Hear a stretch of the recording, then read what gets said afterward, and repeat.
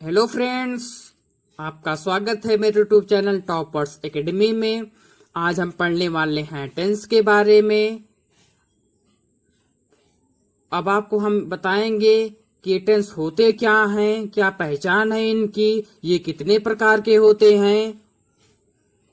आइए हम इसकी परिभाषा को जानते हैं। काल का शाब्दार्थ होता है समय। काल का शाब्दार्थ होता है समय। क्रिया के जिस रूप से कार्य के होने का बोध हो उसे काल कहते हैं।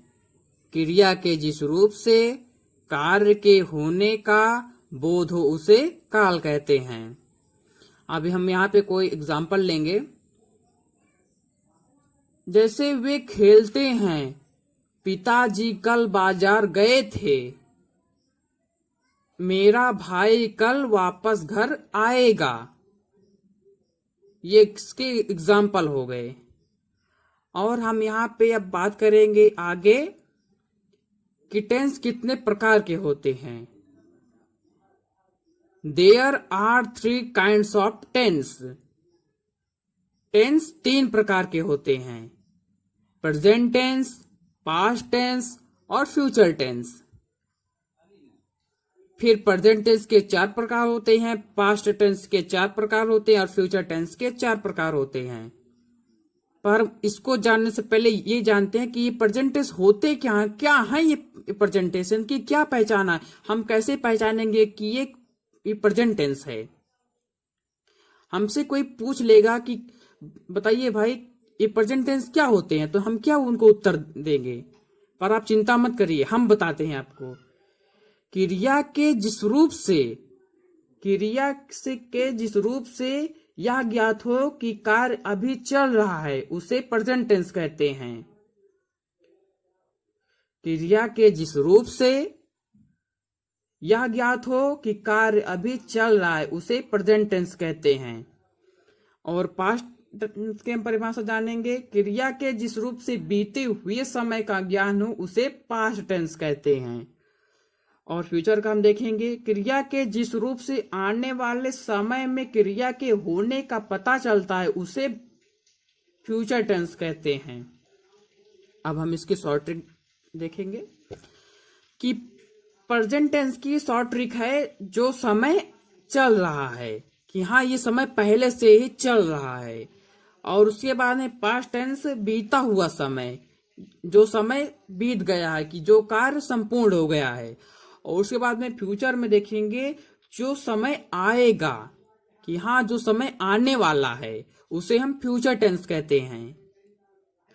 फिर प्रेजेंट टेंस के 4 प्रकार होते हैं: present indefinite tense, present continuous tense, present perfect tense, present perfect continuous tense.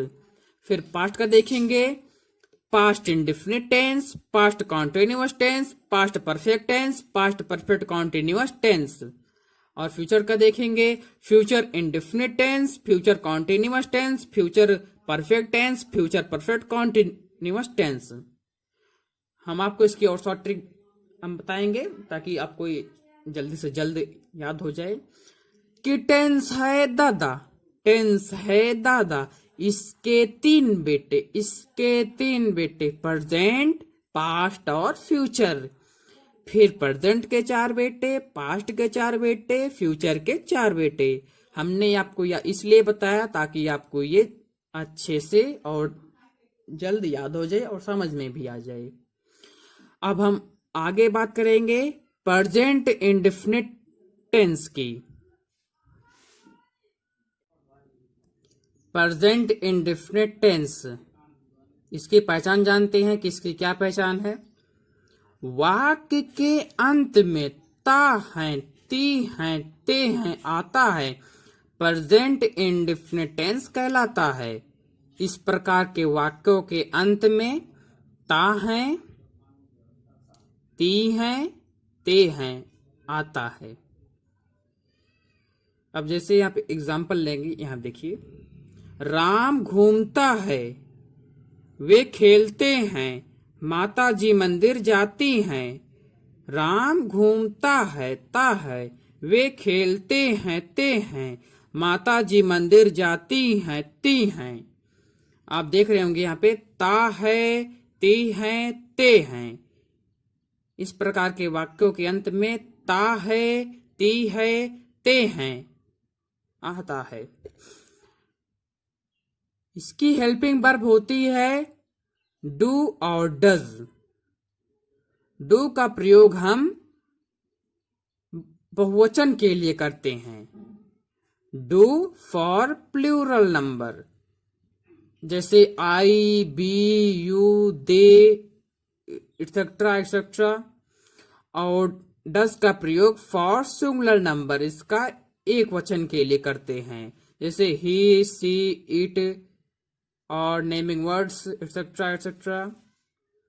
लेकिन हेल्पिंग वर्ब का प्रयोग प्रेजेंट इंडेफिनिट टेंस के अफर्मेटिव सेंटेंस में नहीं करते हैं। आप ये बात का ध्यान रखिएगा कि प्रेजेंट इंडेफिनिट टेंस के अफर्मेटिव सेंटेंस में हेल्पिंग वर्ब का प्रयोग नहीं करते हैं। अब आप हमसे ये पूछेंगे कि जब हेल्पिंग वर्ब प्रयोग नहीं होनी है तो हम आपको ये क्यों बता रहे हैं? हम आपको ये इसलिए बता रहे हैं क्योंकि प्रेजेंट इंडेफिनिट टेंस 4 प्रकार के होते हैं: affirmative sentence, negative sentence, interrogative sentence, interrogative and negative sentence. इसमें के अफर्मेटिव सेंटेंस में हेल्पिंग वर्ब का प्रयोग नहीं होता है। जहां हेल्पिंग वर्ब का प्रयोग होगा हम आपको बता देंगे। आगे देखते हैं अफर्मेटिव सेंटेंस, सकारात्मक वाक्य। सकारात्मक वाक्य साधारण वाक्य, जो सिंपल वाक्य होते हैं, जिसमें ना ही कोई प्रश्न पूछा गया हो। सकारात्मक वाक्य वह होता है जिसमें ना तो कोई प्रश्न पूछा गया हो और ना ही इस प्रकार के वाक्यों में नहीं का प्रयोग होता है। वे सकारात्मक वाक्य कहलाते हैं। हम इसका स्ट्रक्चर देखेंगे आगे। Rule for singular number. Rule for singular number, जब हमारा एक वचन रहेगा वाक्य तब हम इसमें पहला रूल लगाएंगे। सब्जेक्ट प्लस वर्ब के साथ एस अथवा ES plus object. Rule for plural number, subject verb के साथ कुछ नहीं लगेगा, वर्ब वैसे लगेगी, उसके बाद में ऑब्जेक्ट। अब आप हमसे पूछेंगे कि ये यस अथवा ईएस क्या है? जब सिंगुलर नंबर रहेगा तो उसमें वर्ब के साथ यस अथवा ईएस जोड़ देंगे, और जब प्लूरल रहेगा तो उसमें वर्ब के साथ कुछ नहीं जोड़ेंगे। अब इसके बाद में हम इसके एग्जाम्पल देखते हैं। राम घूमता है। अब आप पीछे से आएंगे, देखेंगे है मिल गया तो इसका मतलब ये टेंस प्रेजेंट में है। आप और आगे गए तो आपको मिल गया ता का मतलब हो गया कि ये टेंस प्रेजेंट इंडेफिनिट टेंस में है।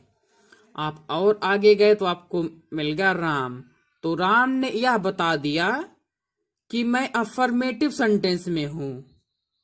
राम ने यह बता दिया कि मैं अफर्मेटिव सेंटेंस में हूं। अब तो यह पता चल गया कि ये प्रेजेंट इंडेफिनिट टेंस के अफर्मेटिव सेंटेंस में है। अब हमें इसमें सब्जेक्ट वर्ब ढूंढना है। तो आप सबसे पहले वर्ब के पास जाइए और इससे पूछिए कौन घूमता है? राम। ये आपको तुरंत बता देगा। आप कुछ मत करिए, आप पहले वर्ब को पकड़िए। अब यहाँ पे स्थान होता तो ये पूछ सकते कहाँ घूमता है, कैसे घूमता है, तो आपको तुरंत मिल जाता है। इसकी ये हो गई इसका ये हो गया सब्जेक्ट और ये हो गया वर्ब।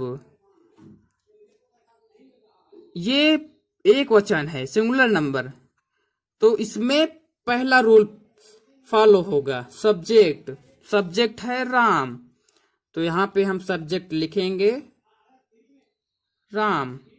घूमना को होता है रोटेट।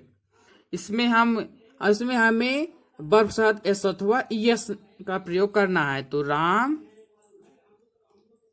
रोटेट्स। राम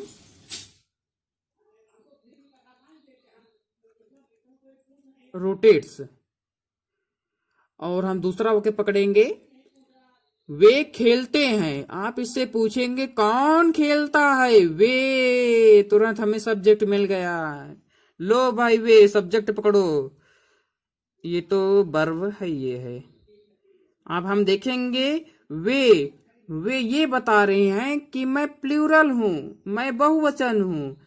तो हमने कहा ठीक है भाई, लो दे प्ले, सब्जेक्ट लगा हमारा पहले, उसके बाद में हमारा वर्ब हो गई दे प्ले। और आगे हम देखेंगे, माता जी मंदिर जाती हैं। माता जी मंदिर जाती हैं। अब इससे आप पूछेंगे कौन जाता है, माता जी कहाँ जाती हैं, मंदिर।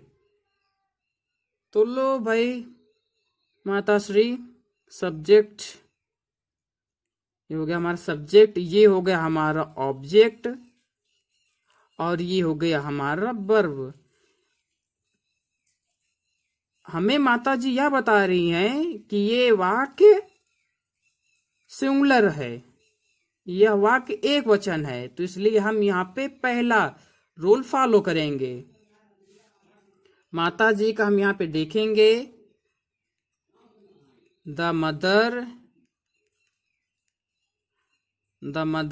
गो, वर्ब साथ एस अथवा ES, goes to temple, goes to temple. Thank you class, bye bye.